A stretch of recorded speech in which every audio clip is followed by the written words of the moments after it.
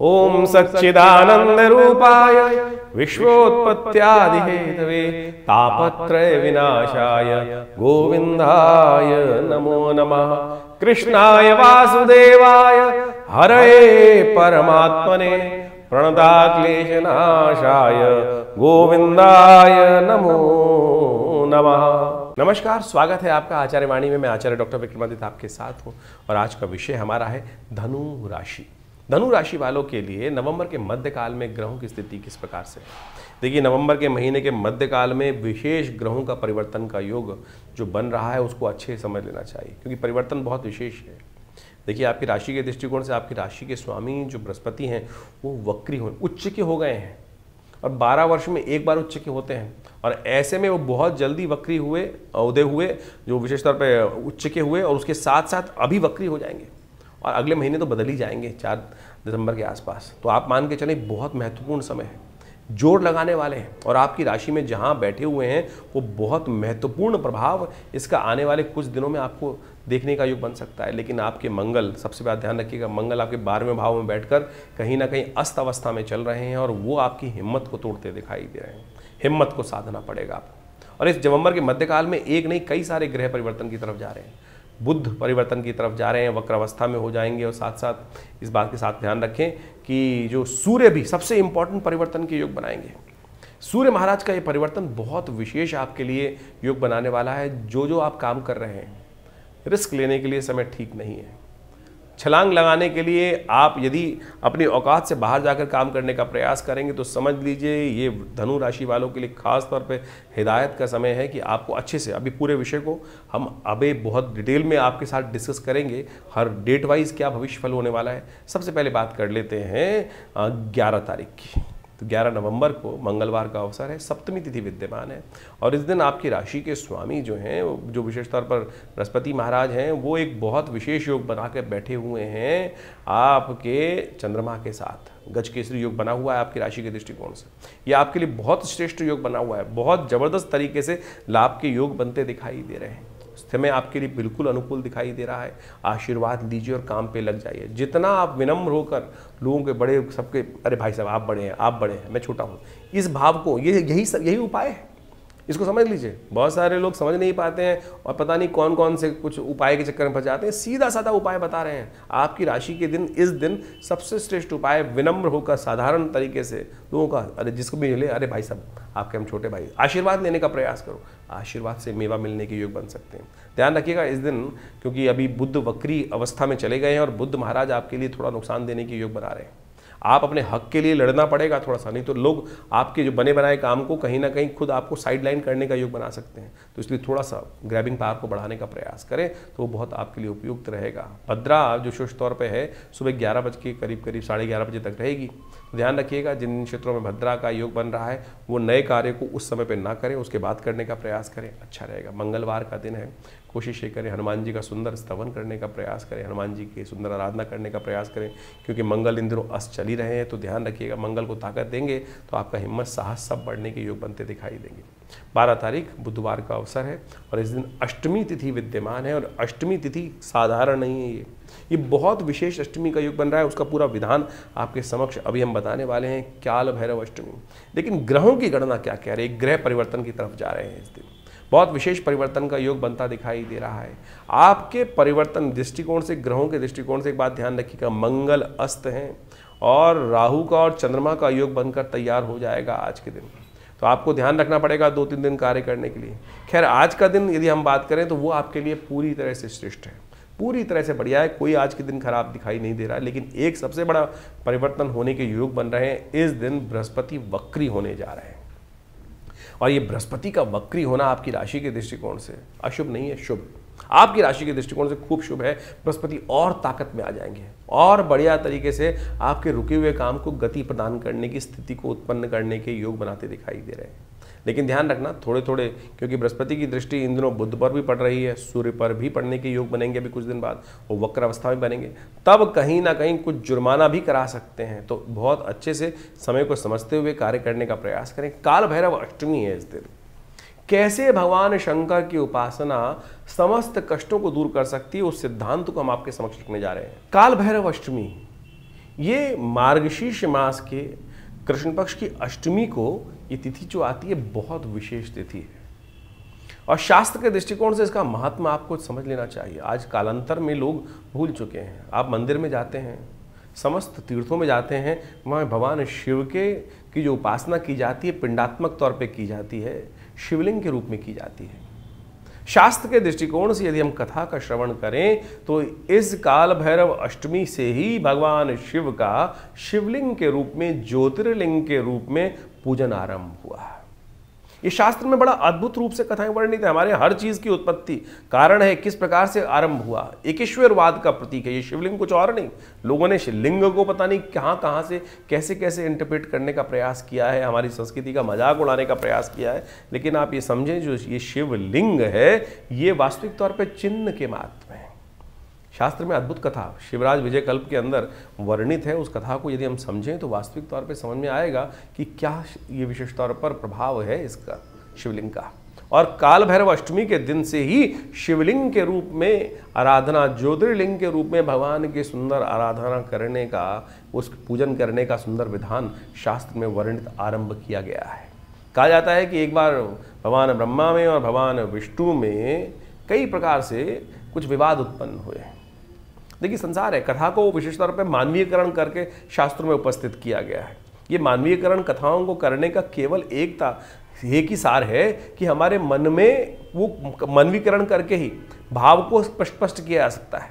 जैसे मेरे मन में, आपके मन में, साधारण व्यक्तियों के मन में भी रोष और अनेक प्रकार के भाव उत्पन्न होते हैं। हमारे ऋषि मुनियों ने उसी भाव को परमात्मा तत्व में रखा है कि जिसकी आराधना मैं करता हूँ वो मेरे जैसा ही तो है, उसमें कोई फर्क थोड़ी है। इसी भाव को वहाँ उपस्थित करने हुए इन कथाओं को वहाँ पर इंगित किया गया है। कई लोग मजाक उड़ाने के तौर पर या अज्ञानतावश अनेक भ्रांतियाँ उत्पन्न कर लेते हैं, तो भ्रांति ना उत्पन्न करें।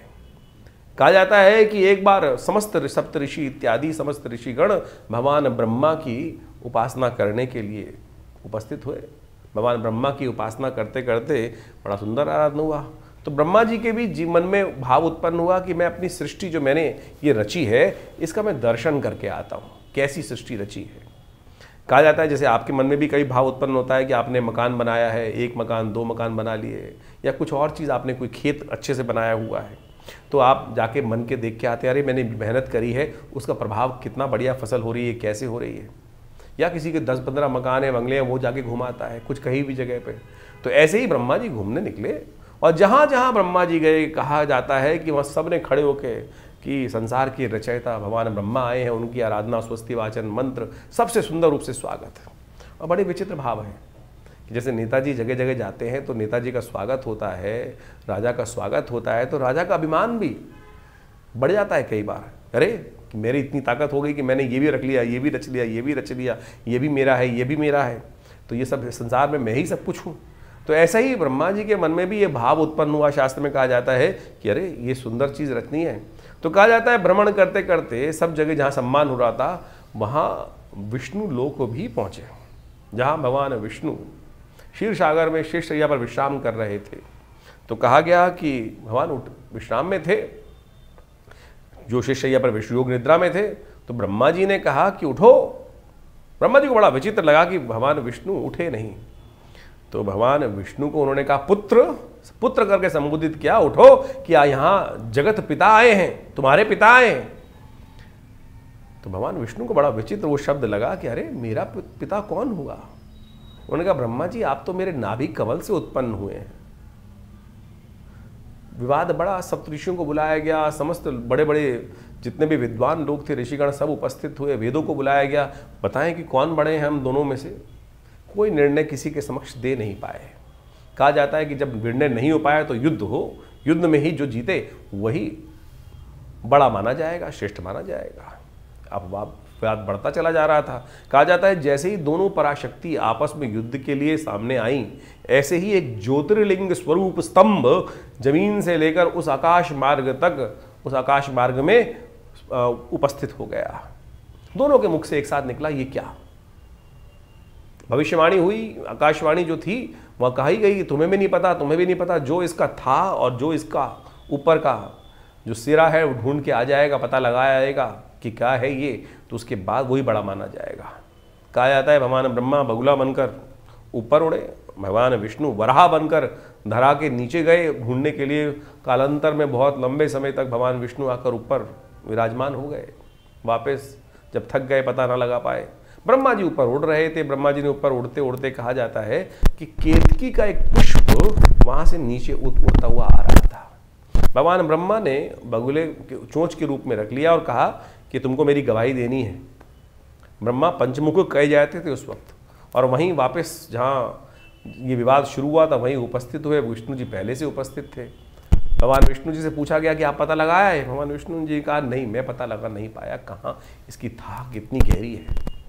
ब्रह्मा जी से कहा गया आप पता कराए, तो ब्रह्मा जी ने एक मुख से कहा हाँ, और ये गवाह के रूप में केतकी को लाया, ये पुष्प लाया।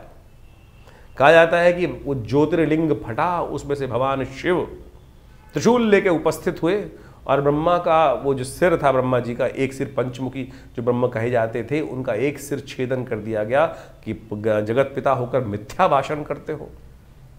और भगवान विष्णु को बड़ा मान लिया गया कथा के माध्यम से। तो ये जो ज्योतिर्लिंग था, ये उसी दिन उत्पन्न हुआ, काल भैरव अष्टमी के दिन। जो काल भैरव अष्टमी है, यही ज्योतिर्लिंग जिसमें भगवान शिव त्रिशूल लेके उपस्थित हुए, शूलपाणी भगवान। तो उस दिन से ज्योतिर्लिंग के स्वरूप में भगवान की उपासना एक ईश्वरवाद के प्रतीक, यानी ईश्वर के आंख नाक मुंह कान, केवल वो ज्योतिर्लिंग स्वरूप, पिंडात्मक स्वरूप भगवान की सुंदर आराधना। आप अनेक अनेक स्थानों पर जाएं, वो पिंड रूप में, समस्त जगहों में पिंड रूप में ही परमात्मा की उपासना की जाती है। आप घर में पंडित जी आते हैं पूजा कराने के लिए, वो ज्योतिर्लिंग के रूप में, वो क्या होता है, गणेश जी को एक पिंड के रूप में स्थापित कर लेते हैं। और जगह आप वैष्णो देवी भी जाएं तो वहाँ भी भगवती का जो वास्तविक स्वरूप 3 पिंडियाँ ही हैं। तो ईश्वर पिंडात्मक तौर पर एक ईश्वरवाद के प्रतीक में रूप में वहाँ उपस्थित किए गए हैं। इस भाव को समझें। कथा तो बहुत लंबी है, कभी आगे समझाएंगे इसको, कि जब ब्रह्मा जी का गर्दन जो एक सिर कटा, उसका क्या हुआ।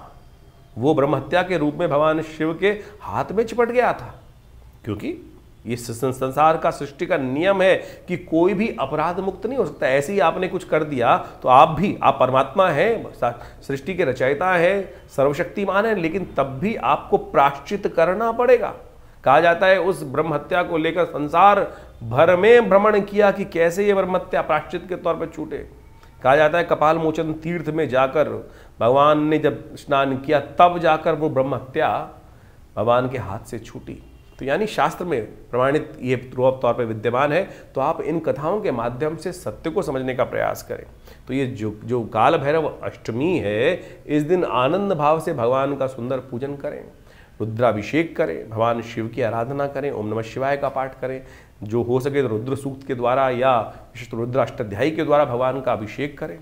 तो हमने विवेकानंद योगाश्रम में इस दिन बड़े व्यापक रूप से बड़ा कार्यक्रम रखा है। काल भैरव अष्टमी का, काल भैरव जयंती के दिन रुद्राभिषेक रहेगा, भगवान की आराधना रहेगी, ध्यान साधना रहेगी, कथा रहेंगी। तो आप सब भी उस कार्यक्रम में सम्मिलित होने के लिए सादर आमंत्रित हैं। आइए हमारे साथ बैठ के यज्ञ करें, भगवान हमारे साथ बैठकर भगवान का रुद्राभिषेक करें। अपने नाम से भी करा सकते हैं, उसके लिए व्यवस्था आश्रम पे विद्यमान की गई है। तो धनु राशि वालों, 13 तारीख का जो ग्रहों का फल है वो भी समझ लीजिए। 13 नवंबर बृहस्पतिवार का अवसर है, 9वीं तिथि विद्यमान है, और आपकी राशि के दृष्टिकोण से ग्रहों ने एक अद्भुत अलग अजीब सा परिवर्तन का योग बनाया है। आपके ग्रह ऐसे हैं कि आपके इन दिनों जो विचार हैं बहुत बड़े होते दिखाई देंगे। बहुत सारे लोग आपको सहयोग प्रदान करने का भी रास्ता बनेगा, लेकिन ध्यान रखिएगा जितना ज़्यादा संपर्क होगा अच्छे लोगों, बड़े लोगों से, कुछ भी किसी प्रकार के लोगों से, तो दोस्तों के साथ टाइम ज़्यादा खराब होने का योग बन सकता है। कहीं ना कहीं मति भ्रम उत्पन्न होने के योग ग्रह दिखाई देते हैं, क्योंकि चंद्रमा और राहु एक साथ होकर आपकी राशि में योग बना रहे हैं, और वो कहीं ना कहीं मन में कई प्रकार का संशय उत्पन्न करते दिखाई देंगे, भ्रम उत्पन्न कर सकते हैं, और उस भ्रम में कई बार कई स्थितियों में नुकसान भी होने के योग बनते दिखाई दे रहे हैं। थोड़ा सा बृहस्पति का सहारा लेने का प्रयास करें। बृहस्पतिवार का दिन है, पीली चीज़ों को दान करना आपके लिए अच्छा रहेगा। ज्ञान को उदय करने का प्रयास करें, कहीं ऐसा ना हो बुद्धि सीधी की बजाय बुद्धि उल्टी चलनी शुरू हो जाए, क्योंकि बृहस्पति वक्री स्थिति में है। तो वक्र स्थिति में क्या होता है कि हम चीज़ों को ऐसे नहीं, हर चीज़ को लंबा करके पकड़ने का प्रयास करते हैं, और लंबा पकड़ने के चक्कर में क्या होता है कि हमारा समय तो कुछ देर का मिलता है, उस समय को निकल जाता है। तो इस बात का ध्यान रखें, चीज़ों को थोड़ा लंबा होने के योग बनते दिखाई दे रहे हैं, तो ध्यान रखते हुए कार्य करना चाहिए आपके लिए। सबसे अच्छा है बृहस्पतिवार का आसन है, पीली चीज़ों का दान करें। हो सके तो किसी ब्राह्मण को केले का दान, वस्त्र का दान करना भी आपके लिए अच्छा रहेगा। 14 तारीख के दिन ग्रहों की गणना क्या कह रही है जान लीजिए। शुक्रवार का अवसर है, दशमी तिथि विद्यमान है और इस दिन ग्रहों ने एक अजीब सी चाल चली है जो आपके लिए बड़ी श्रेष्ठ रहेगी। जी हाँ, आपकी राशि के दृष्टिकोण से बड़ी श्रेष्ठ दिखाई देती है। इस दिन बुध ग्रह जो है अस्त होने जा रहा है और आपकी राशि के दृष्टिकोण से वक्र स्थिति में चलते हुए बुध महाराज जो अस्त हो जाएंगे, एक तरह से आपके नुकसान को बंद करने का योग बना रहे हैं आपकी राशि के दृष्टिकोण। जी हाँ, आपको नुकसान कम करने के योग बनाते दिखाई दे रहे हैं। हो सकता है आप देखिएगा कहीं कुछ लोग जो थे आपको साइड लाइन करने का प्रयास कर रहे थे, वो कहीं ना कहीं आपके किए हुए काम, जैसे घर में खाना बनाया हमने, किसी स्त्री ने घर में खाना बनाया और कहीं दूसरी स्त्री घर में हो, वो क्या करती है, वो बताए क्रेडिट नहीं मिल रहा है, ऐसी स्थिति बन जाती है ना कई बार, वो ग्रह का प्रभाव है। तो आपने ऑफिस में काम किया, बड़ा अच्छे से प्रोजेक्ट रिपोर्ट बनाई और उस प्रोजेक्ट रिपोर्ट को बजाय आपके बॉस ने आपके नाम को कहीं भी डाला नहीं, ऐसी स्थिति कई बार जो बन रही थी पिछले दिनों में, अब वो बुध के अस्त होने से आपकी राशि में जो उपेक्षा आपकी हो रही थी उसमें कहीं ना कहीं कमी आने की स्थिति बन सकती है। तो चिंता ना कीजिएगा, बुध का अस्त होना आपके लिए श्रेष्ठ ही है, अच्छा ही रहेगा, कल्याणकारी योग बनेगा। शुक्रवार का अवसर है, हो सके तो गौ सेवा अवश्य करने का प्रयास करें। इस दिन दोपहर को 12 बजे से भद्रा का योग बन रहा है। ध्यान रखिएगा, नए कार्यों में हाथ ना डालें। नए प्रोजेक्ट्स आ जाते हैं कई बार, नई चीज़ें, नई गाड़ी वाड़ी लेने का मन कर रहा होता है, कई बार कुछ सामान लेने का मन कर रहा होता है, नया बीज, किसान लोग नए बीज की करते हैं, तो 12 बजे के बाद मत कीजिएगा भाई, नहीं तो बीज हो सकता है खराब हो जाए, मेहनत बेकार हो जाए। तो 12 बजे से पहले पहले उस कार्य को करने का प्रयास करें। नए कार्य को आरंभ कर इस समय में कार्य करना ठीक नहीं रहेगा, इस बात का ध्यान रखना चाहिए आपको। 15 तारीख का दिन शनिवार का अवसर है और इस दिन एकादशी है, शनिवार युक्त एकादशी। शनि आपकी राशि के दृष्टिकोण से इन दिनों जो योग बना रहे हैं वो ढैया का योग बन रहा है भाई, ढैया का योग बन रहा है। और ढैया ये जो है बहुत खतरनाक है, कहीं ना कहीं कष्ट देने के योग बनाती है बार बार, तो ध्यान रखना चाहिए। शनिवार के दिन एकादशी का योग बन गया ना, तो एक छोटा सा उपाय समझ लो, उपाय तो, क्योंकि प्रभाव तो आप समझ ही लो क्या प्रभाव होने वाला है। तो जो ग्रहों ने परिवर्तन का योग आपकी राशि के दृष्टिकोण से बनाया है वो कहीं ना कहीं आपको सरलता की तरफ ले जा रहा है। और ध्यान रखना, जितने सरल होते हो उतने बदमाश जो हैं वो कहीं ना कहीं आपको दबाने का प्रयास करते हैं। तो थोड़ा अपने आप को अलर्ट रहते हुए कार्य करने का प्रयास करें, उपेक्षा मत कीजिएगा। बहुत सारी चीज़ होता है, अच्छा कोई बात नहीं, जो कर लिया कर लिया, ऐसी स्थिति में कहीं ना कहीं लोग और दबाने का प्रयास कर सकते हैं। धर्म में इच्छा आपकी जागती दिखाई देगी, वो बहुत अच्छा योग बन रहा है, आपकी राशि के दृष्टिकोण से बन रहा है। एकादशी है, एक काम कीजिएगा, शनि आपके अशुभ चल रहे हैं ना, उसका उपाय भी समझा देते हैं आपको। एकादशी के दिन व्रत कीजिए, पूरा विधान हम आपको बताने वाले हैं अभी। लेकिन उस समस्त पूजा के अंदर तिल का जो उपयोग अवश्य कीजिएगा। भगवान को स्नान कराएं तो उसमें तिल का से ही भोग लगाएं, तिलकुट से भगवान को भोग लगा लें। और हो सके तो तिल का भक्षण अवश्य कीजिएगा। 6 प्रकार के तिल के दान होते हैं, यज्ञ में उपयोग करना, पूजन में उपयोग करना, तिल का भक्षण करना। तो आपकी राशि के दृष्टिकोण से इस दिन जो भोग लगाए हुए तिल आप रख लेंगे उठाकर और उसको उपयोग करते रहेंगे। शनिवार के दिन एकादशी जो पड़ती है तो कहा जाता है आपके बहुत सारे भगवान की कृपा से कष्ट दूर होने के योग बनेंगे, शनि भी आपके अनुकूल हो जाएंगे। एकादशी का बहुत महत्व है, उत्पन्ना एकादशी है, शास्त्र में अद्भुत प्रकार से इसका महात्म बताया गया है। उत्पन्ना एकादशी भी शास्त्र में एक अद्भुत प्रसंग लेकर उपस्थित होती है। भविष्योत्तर जो शास्त्र है वहां पर एक दिव्य कथा उपस्थित है कि उत्पन्ना एकादशी का नाम उत्पन्ना एकादशी क्यों पड़ा। कहा जाता है कालांतर में एक मुर नाम का राक्षस था, उसने संसार को भयग्रस्त कर रखा था और पूरा संसार उसे त्राहिमाम था। कहा जाता है कि देवता और ऋषिगण भी त्रस्त थे उसके आतंक से। तो वो सब के सब भगवान शंकर की आराधना में गए और भगवान शंकर ने उनको कहा कि गरुड़ध्वज भगवान का ध्यान करो, उनके पास जाओ, वही इसका कोई रास्ता निकाल सकते हैं। और जब वो समस्त लोग, जितने भी ऋषिगण देवतागण थे, अपनी प्रार्थना को लेकर भगवान विष्णु के समक्ष उपस्थित होते हैं, तो कहा जाता है भगवान विष्णु चिंतन कर कर ध्यान करते हैं तो उनके शरीर से एक देवी उपस्थित होती हैं और वही देवी जो हैं वो बड़ा दिव्य रूप भगवान के शरीर से स्वयं उत्पन्न हुई है, मानस से उत्पन्न हुई है। तो कहा जाता बड़ा दिव्य रूप था और भगवती का नाम भगवान ने कहा कि हमारे शरीर से उत्पन्न हुई हो, तो उत्पन्ना नाम उनका रखा गया। कहा जाता है उन्हीं उत्पन्ना ने, बड़ा मोहित रूप था और जब वो उस राक्षस के समक्ष उपस्थित हुई तो उनसे मोहित हो गया वो और उनसे विवाह करने के लिए हट करने लगा। तब कहा जाए कि युद्ध में जीतो तब विवाह कर सकते हैं। तो जब युद्ध हुआ तो भगवती ने उस मुर नाम के राक्षस का संहार किया। तो उस दिन से ये व्यवस्था आरंभ हुई कि भगवती जो उत्पन्ना नाम से विख्यात हुई, संसार के कष्टों को निवारण करने के लिए। हमारे भी जीवन में हमारी आकांक्षाएं, हमारे मनोमस्तिष्क में विचार जो है वो हमारे शत्रु हैं। और जब इस उत्पन्ना एकादशी पर हम शास्त्र विधि के अनुसार से व्रत रखते हुए भगवान विष्णु का पूजन करते हैं तो कहा जाता है कि उन समस्त रीतियों से क्या होता है कि हमारे मन में बैठे हुए, हमारे जीवन में आए हुए राक्षसों को हमारे उस भगवान की कृपा से ही ये देवी जो हैं वो समाप्त करती हैं और जीवन के कष्टों को दूर करने के योग बनती हैं।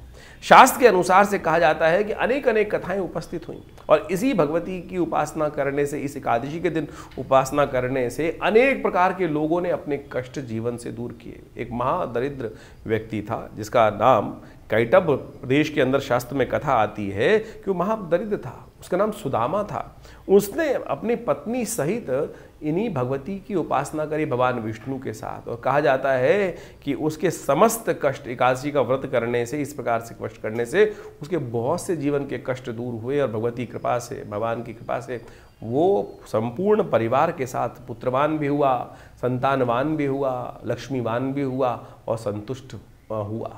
तो आप भी इस सुंदर एकादशी के दिन भगवान विष्णु का सुंदर पूजन करें और समझें कैसे प्रकार से पूजन किया जाता है। शालिग्राम स्वरूप में भगवान का सुंदर पूजन करें। शालिग्राम शिला आपके घर में विद्यमान होगी। जो गंडकी नदी से निकलते हैं भगवान, उनको विशेष तौर पर पहले गंगा जल से स्नान कराएं, फिर पंचामृत से स्नान कराएं और उसके बाद उस पंचामृत को अलग कर कर ओम नमो नारायणाय, यदि आपको श्री सूक्त के पुरुषसूक्त के मंत्र याद हैं तो उससे पूजन करें तो बहुत अच्छा रहेगा। ओम सहस्रसी रेखा पुरुखा सहस्राक्ष सहस्रपात सभो में ग्वं सर्वतस्पित्वात्र तिष्ठदसांगोलम पुरुख ए वेद ग्वं सर्वम यद्भूतम यच भाव्यम उतामृतसे सानो जतन। इस प्रकार से पुरुषसूक्त पूरा, इसके द्वारा षोडशोपचार भगवान का पूजन किया जाता है। यदि नहीं मंत्र याद है तो ओम नमो नारायणाय, ये इसी मंत्र का उच्चारण करते हुए इसी से भगवान को स्नान कराएं, इसी से भगवान को तुलसी दल अर्पित करें, भगवान का को भोग लगाएं और इसी प्रकार से भगवान का पूजन, और काली पूजन नहीं, दिन भर हो सके जितना ओम नमो नारायणाय इस मंत्र का जप करें। उपवास वास्तविक तौर पे वो हुआ कि जहां तुम वास कर रहे हो वहां से हटो और वहां से अपने आप को उठाओ, तब वास, उपवास, दो शब्द हैं, उप और वास। तो जब वास को उठाओ के उस परमात्मा के सानिध्य में रखोगे तब वो उपवास हुआ। केवल भूखा मरना कि ये नहीं खाऊंगा, चावल नहीं खाऊंगा, उस दिन ये नहीं करूंगा, रसोई बंद कर दूंगा, वो उपवास थोड़ी हुआ, तो भूख हड़ताल हुई। तो भूख हड़ताल करना केवल भगवान की से नहीं मिलने वाले। तो आप मान के चले, मैं एक छोटा सा उदाहरण आप समझाता हूँ आपके समक्ष में। आपका बच्चा सुबह से लेकर शाम तक उसने कोई जिद पकड़ रखी हो कि साइकिल दिलवाओ, मोटरसाइकिल दिलवाओ, कार दिलवाओ, तभी खाना खाऊंगा। तो क्या आप मुझे बताओ, आप उसकी इच्छा तो पूरी कर दोगे, लेकिन क्या मन से प्रसन्न होगे? मन से प्रसन्न नहीं होगे ना। मन में ये भाव रहेगा अरे खाना नहीं खा रहा, ये नहीं है कि पैसा खर्च होगा, मन में ये भाव रहेगा कि अरे खाना नहीं खा रहा है। आपका खून जितना जल रहा होगा, मन जितना त्रास में होगा, तो परमात्मा हम सबका पिता है। केवल हम भूख हड़ताल करके बैठ जाएं और कहें कि भैया मेरी जिद पूरी कर दो, तो ऐसे नहीं जिद पूरी होती है। ऐसा तप, ये तप नहीं है। तब ये इस बात का ध्यान रखें, सात्विकता को अपनाना, सतत्व को अपनाना, सात्विक दिनचर्या करना, परमात्मा का मंत्र का स्मरण करना, स्तवन करना, ध्यान करना, जप करना, ये व्रत हो सकता है। लेकिन भूख हड़ताल केवल करके बैठ जाओ और फिर कहो कि हम तो पता नहीं बरसों से भूख हड़ताल करके व्रत करते हैं, ये व्रत नहीं हुआ, ये तो कुछ और हुआ। तो इस बात का, मंत्र का स्मरण करें, वो सबसे आवश्यक है, तब जाकर परमात्मा कृपा का योग बनता है। तो ये एकादशी, उत्पन्ना एकादशी, समस्त मनोरथों को सिद्ध करने वाली एकादशी है। तो इसको जो शास्त्र में विधान है हमने छोटे रूप में आपके समक्ष उपस्थित किया है।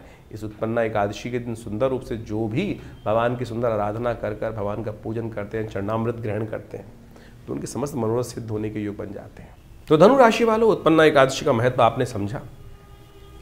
16 तारीख के दिन ग्रहों ने क्या खेल समझा है वो भी समझ लीजिए। रविवार का अवसर, द्वादशी तिथि विद्यमान है और इस दिन कई ग्रहों का परिवर्तन जो विशेष योग बना रहा है। सूर्य सबसे बड़ा परिवर्तन का योग बनाते दिखाई दे रहे हैं।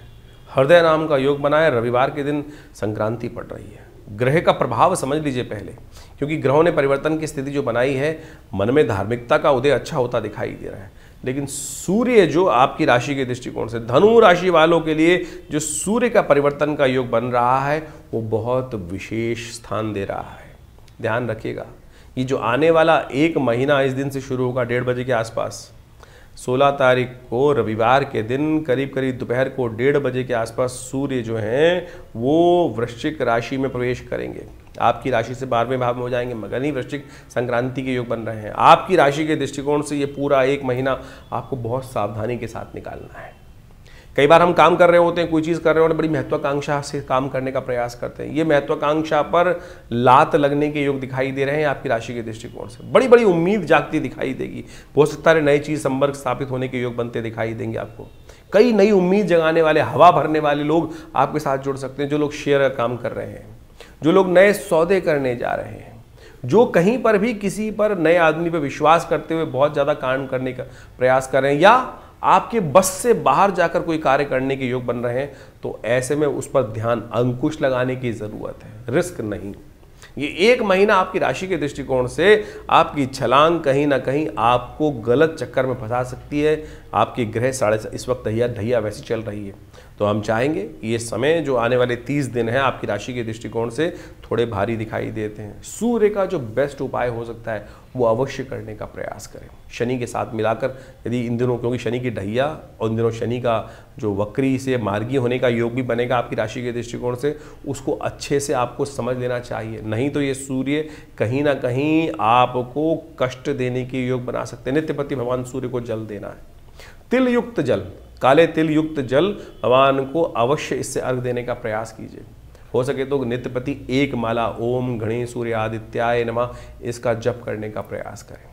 और कोशिश ये करें, आपकी राशि के दृष्टिकोण से इन दिनों भगवान का जो ग्रहों का योगा योग चल रहा है वो कहीं ना कहीं थोड़ी महत्वाकांक्षा को उत्पन्न करता दिखाई देगा।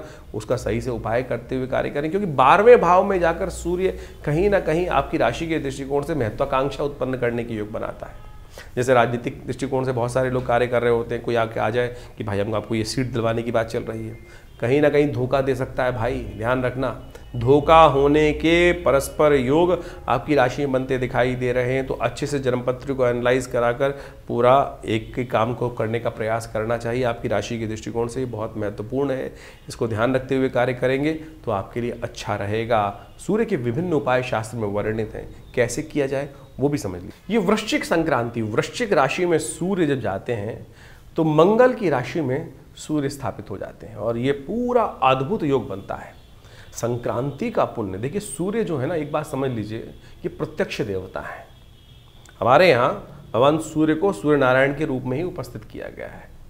भगवान साक्षात समस्त मनोरथों को सिद्ध करने वाले हैं और इनकी अद्भुत जीवनी शक्ति को संसार चलता ही सूर्य के कारण से। सूर्य ना हो तो संसार में जीवन की परिकल्पना करना ही असंभव हो ही नहीं सकता। इसीलिए शास्त्रों में कहा गया है कि भगवान सूर्य को प्रत्यक्ष रूप से दर्शन देते ही हैं वो नित्यपति, और उनको हम अपने लिए जो जल चढ़ाते हैं ना, वो अपने लिए चढ़ाते हैं। शास्त्र के अनुसार से विधान है कि भगवान सूर्य का दर्शन करने से तो बहुत अद्भुत प्रकार से कल्याण के योग बनते हैं। हमारे यहाँ अनादिकाल से एक परंपरा बना दी गई कि सूर्य उठो, स्नान करो, स्नान करने के बाद भगवान सूर्य को जल दो। आज वेस्टर्न साइंटिस्ट जो है इस पर रिसर्च करके ला रहे हैं और उसको बताने का प्रयास कर रहे हैं कि सूर्य की रोशनी में से जो सूर्य की रोशनी होती है उसमें से ऐसी किरणें निकलती हैं जो आपके अंदर जीवनी शक्ति को संचार करती हैं। बहुत सारे विटामिन, अद्भुत प्रकार के विटामिन जो हैं, आज सूर्य स्नान करने की परंपरा बना दी जाती है। और हमारे ऋषि मुनि ने तो अनादिकाल से सुंदर व्यवस्था को समझकर उसके विधान को शास्त्र में उपस्थित किया, लेकिन बस ज्योतिष को गाली देनी है लोगों को। ज्योतिष के में जो कार्य किया जाता है, सनातन पद्धति में जो कार्य किए जाते हैं वो गलत है, लेकिन बाहर विदेश में जाकर लोग नंगे होकर कपड़े उतार कर सनबास्किंग कर लें वो उनको साइंटिफिक लगता है। लेकिन भारतीय संस्कृति में ऋषि मुनि ने कहा कि सुबह उठकर भगवान सूर्य की रोशनी में घूमो, उनका दर्शन करो, उनके तेज को ग्रहण करने का प्रयास करो, वो गलत हो गया। ज्योतिष ने तो एक एक चीज़ को, भारतीय संस्कृति के विज्ञानों ने तो एक एक चीज़ को बहुत वृहत चीज़ तरीके से समझा और उसको परिष्कृत किया। सूर्य को जल देते हैं ना, तो एक जर्मन साइंटिस्ट है, हेल्थ मैगजीन में ये आर्टिकल छपा है, छोटी मोटी मैगजीन नहीं, यानी इंग्लैंड से छपने वाली हेल्थ मैगजीन में साइंटिफिक एक्सपेरिमेंट को दिया गया है कि भगवान सूर्य को जो जल में खड़े होकर एक्चुअल उसने, मतलब हमारे यहाँ जो विधान लिखा है वो एक वेस्टर्न साइंटिस्ट, जर्मन का साइंटिस्ट उसको बता रहा है कि एक योगी जो जल में खड़े होकर, यानी कटी तक का स्नान वाले जल में खड़े होकर, फिर भगवान सूर्य को सिर के ऊपर से जो जल ऊपर करता है और उस जल में से जो छन्नी बन जाती है सामने जो एक मिरर बन जाता है, उसमें से छनकर जो रोशनी शरीर पर पड़ती है वो जीवनी शक्ति का संचार करती है। तो सोचें, इस विज्ञान को हम लोग मानने को तैयार नहीं है, लेकिन वेस्ट की तरफ से बहुत सारे लोग कह रहे हैं, और हमारे यहाँ के कम्युनिस्ट, हमारे यहाँ के धर्म विरोधी लोग जो हैं वो आपके मन में बाल्यकाल से ही ऐसी ऐसी कथाओं को उपस्थित कर देते हैं कि जो आपके मनोमस्तिष्क में बचपन से तह लगाकर इस बात को कर देते हैं कि जो हमारे ऋषि मुनि ने बताया है वो गलत है। तो ये जो वृश्चिक संक्रांति होने जा रही है, सूर्य वृश्चिक राशि में प्रवेश कर रहे हैं, उसका आपने महत्व तो समझ ही लिया आपकी राशि के दृष्टिकोण से, लेकिन उस दिन दान पुण्य का भी बहुत महत्व है। भविष्य पुराण के अनुसार से, स्कंद पुराण के अनुसार से, मत्स्य पुराण के अनुसार से, यानी एक नहीं, बहुत सारे शास्त्र के दृष्टिकोण से इस संक्रांति का अद्भुत महत्व कहा गया है। कहा जाता है कि वृश्चिक संक्रांति के दिन व्रत करना चाहिए, और व्रत का सुंदर रूप से पूजन करने के बाद जब व्रत तोड़ें तो कहा जाता है कि उस मास में व्रत तोड़ते वक्त तुलसी दल का सेवन करना चाहिए। तुलसी दल का सेवन करके 3 पत्ते तुलसी के लेकर उसका भक्षण कर फिर पहले उसको करने के बाद फिर व्रत तोड़ना चाहिए। शास्त्र के दृष्टिकोण से कहा गया कि इस संक्रांति के दिन, वैसे तो कई बार संक्रांति रात में पड़ जाती है, इस बार तो संक्रांति का जो पुण्य है दिन में ही रहे, क्योंकि करीब करीब दोपहर को 1:30 बजे के आसपास सूर्य परिवर्तन की तरफ जा रहे हैं। तो उस दिन कोशिश ये करें आप अन्न का दान, चावल का दान, उड़द का दान, इस मकर जो विशेष तौर पर वृश्चिक संक्रांति है, इस दिन करने से बहुत सारे कष्ट दूर हो जाते हैं। और कहा जाता है कि किसी तीर्थ में जाकर संक्रांति के दिन जो व्यक्ति कोई दान करता है तो उसका साधारण दान से जाता सहस्त्र गुना अधिक फल प्राप्त होने के योग बन जाते हैं। इस दिन शास्त्र के अनुसार से गुड़ का दान करना भी बड़ा श्रेष्ठ माना जाता है। तांबे के पात्र के अंदर, तांबे के लोटे में जिसमें छेद ना हो, उसमें अन्न सतनाजा भरकर या गेहूं चावल इत्यादि भरकर अपनी श्रद्धा के अनुसार से आपको अवश्य दान करने का प्रयास करना चाहिए।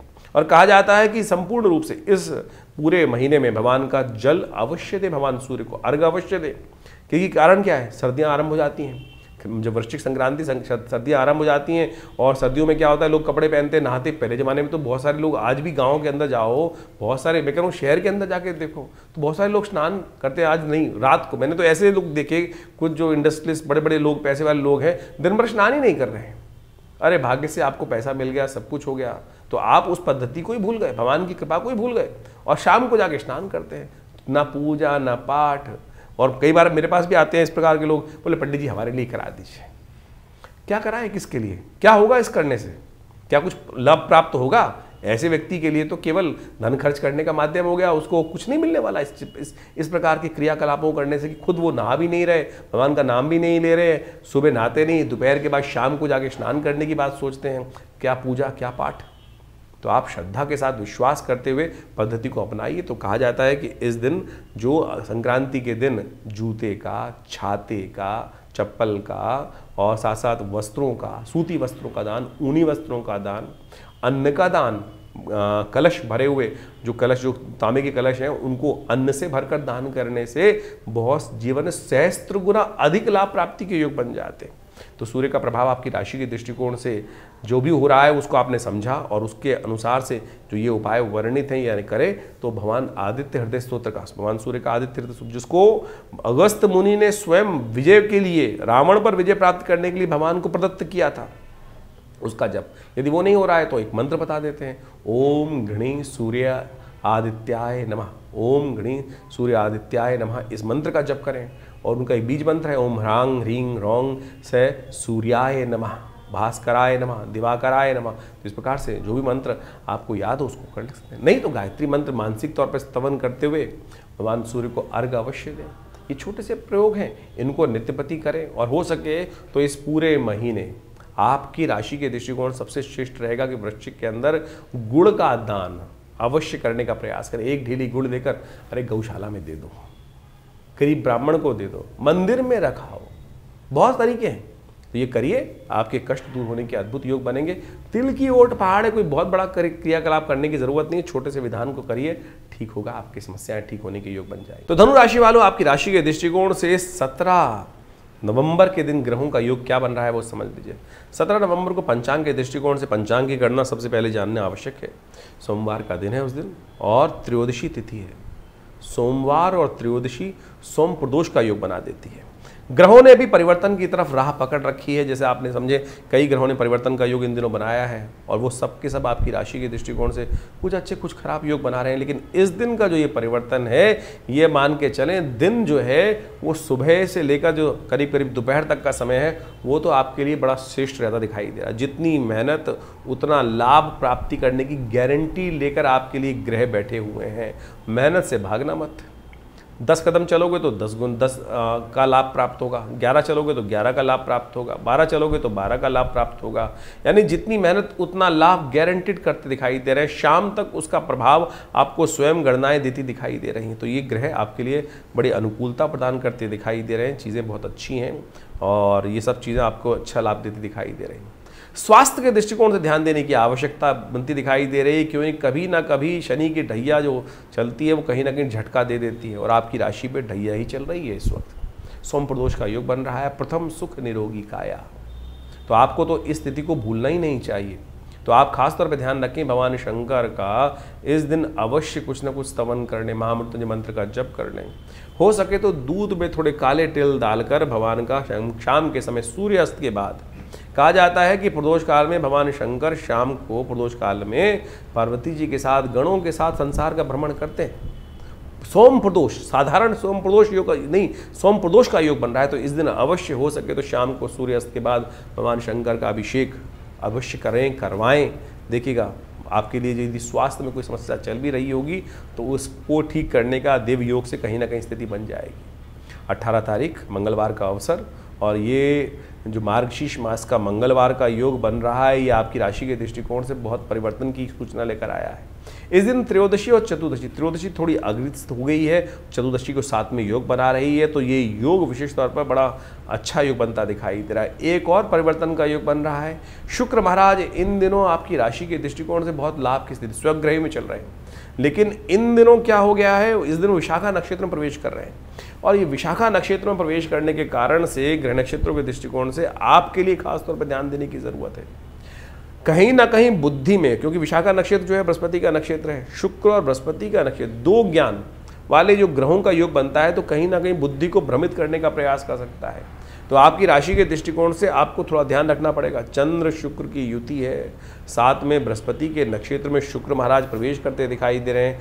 आने वाले करीब करीब कुछ दिन, 10 दिन जो रहेंगे, इसमें खास तौर पर ध्यान रखना कि जहाँ भी भ्रम की स्थिति उत्पन्न हो रही हो कहीं ना कहीं, क्योंकि आपके सूर्य भी विचित्र स्थिति में जा रहे हैं, तो बहुत ज़्यादा कहीं ना कहीं जहाँ दिमागी खेल के लोगों के बीच में मत फंस जाना, वो कहीं ना कहीं आपको भ्रम उत्पन्न कर कर आपके मति को कहीं ना कहीं विक्षिप्त कर सकते हैं। तो ऐसे में शांति के साथ चीज़ों को समझने की आवश्यकता रहेगी।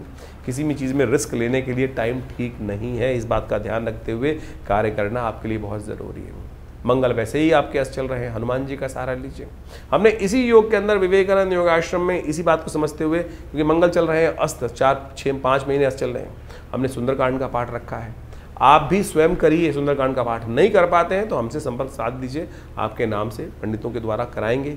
इससे बढ़िया उपाय नहीं, क्योंकि उसमें कहा गया ना, जय जय जय हनुमान गुसाई कृपा करहु गुरुदेव की नाही। गुरुदेव वही है वास्तविक तौर पर इस संसार में, कलिकाल में, इस संसार में, तो उनका सानिध्य लेने से आपके लिए कल्याण के योग बनेंगे। इच्छा परिवर्तन का योग सुंदर रूप से बनता दिखाई दे रहा है, तो इसका ध्यान रखिए। और एक बात ध्यान रखिए कि इस दिन भद्रा है, 7:12 से आरंभ होगी, करीब करीब रात के 8:30 बजे तक रहेगी।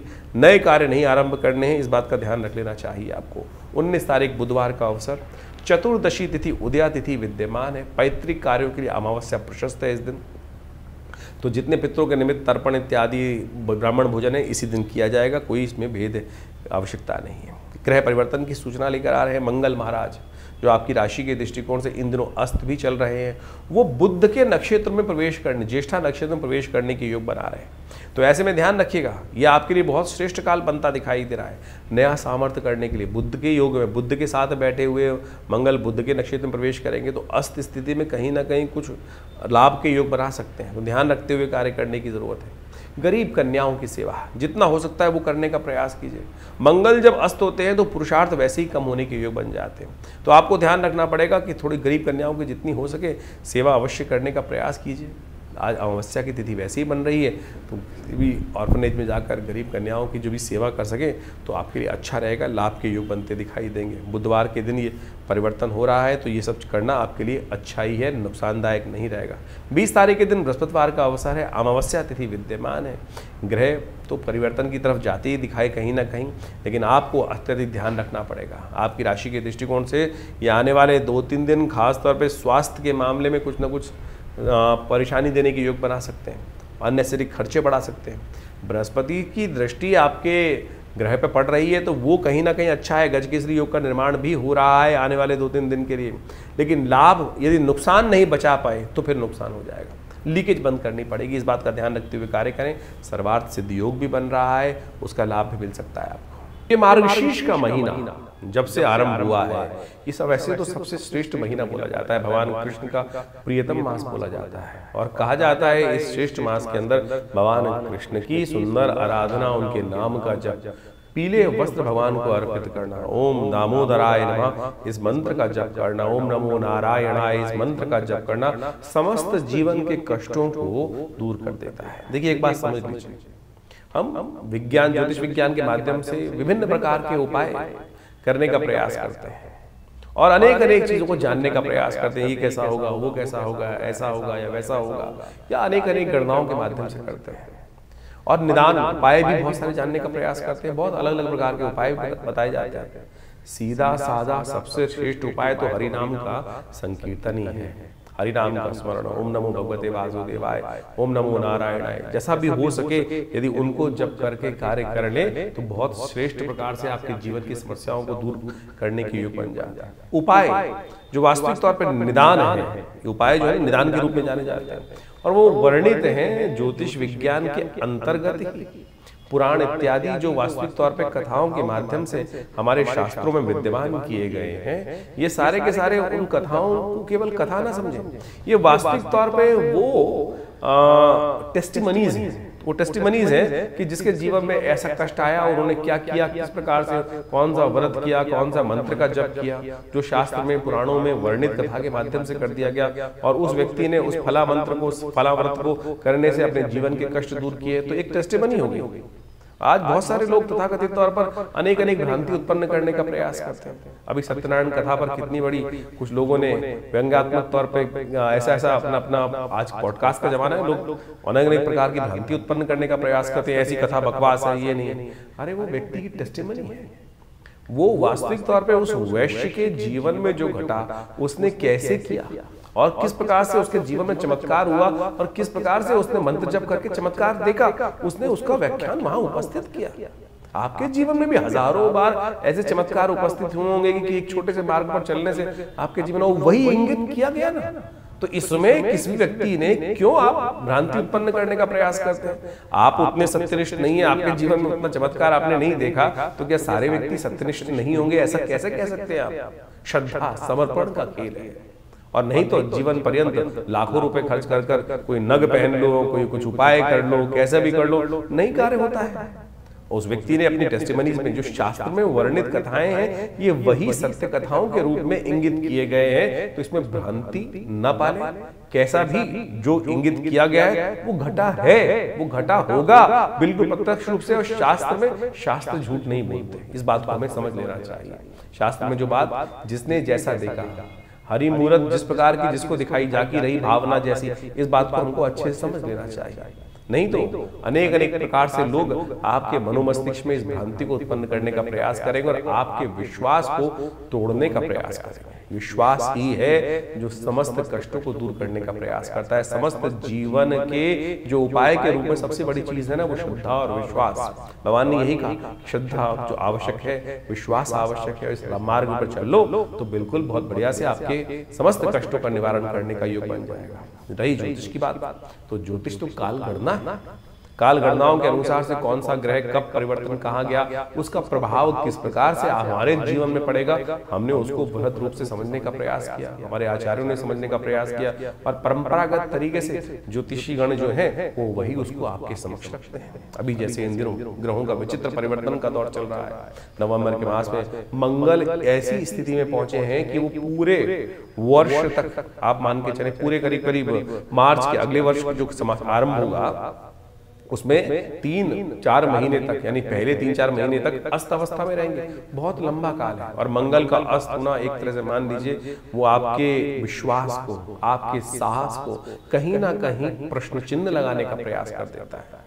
तो सीधी तरह से उसको उपाय जो शास्त्र में वर्णित है, जो हमने आपको बताया है, वो आप अवश्य करने का प्रयास कीजिए। इस नवंबर के मास में तो विभिन्न ग्रह परिवर्तन का योग बना रहे हैं। शनि महाराज उदय होने जा रहे हैं, बृहस्पति वक्र अवस्था में चले जाने वाले हैं अब, क्योंकि जो उच्च के हुए हैं वो कुछ दिन के लिए हुए थे, सिर्फ टेलर दिखाने आए थे। तो ये वक्र बृहस्पति का जो योग बन रहा है उसका प्रभाव आपके जीवन में आपकी राशि के अनुसार से आपने अभी समझा, तो उसको सही समझ के जिसके लिए अच्छा जिस प्रकार का योग बन रहा है या खराब योग बन रहा है उसको उस प्रकार से उसका उपाय जो शास्त्र में वर्णित है, ज्योतिषविद जो बताते हैं उसके अनुसार से अवश्य कर लेना चाहिए। नहीं तो क्या होता है कि लोग, बारिश तो हो रही है, जो पिताजी ने कहा छाता लेके चला जा, तो क्या होगा, छाता लेके जाएगा तो बारिश पड़ने से भीग जाएगा, सिर पे बारिश नहीं पड़ेगी सीधी। कुछ है कि जो बोले हम नहीं मानते, भीगने से क्या हो जाएगा, तो शाम को पता चल जाएगा भीगने से क्या हुआ, जुकाम करे हो जाएगा, छींक आनी शुरू हो जाएंगी, ज्यादा खराब हुआ तो बुखार हो जाएगा और कोई इन्फेक्शन हो जाएगा। तो इसलिए बहुत ज्यादा अविश्वास मत कीजिए, सीधा साधा सिद्धांत है जो हमारे ऋषि मुनियों ने समझाया, समझा, हमारे अनुभव प्राप्त किए, जैसे आपके घर के बड़े बुजुर्गों ने जो अनुभव प्राप्त किया वो आपको बताने का प्रयास करते हैं। जो सरल है, जो आगे बढ़ना चाहते हैं, उस विश्वास के साथ, श्रद्धा के साथ समर्पण कर लेते हैं।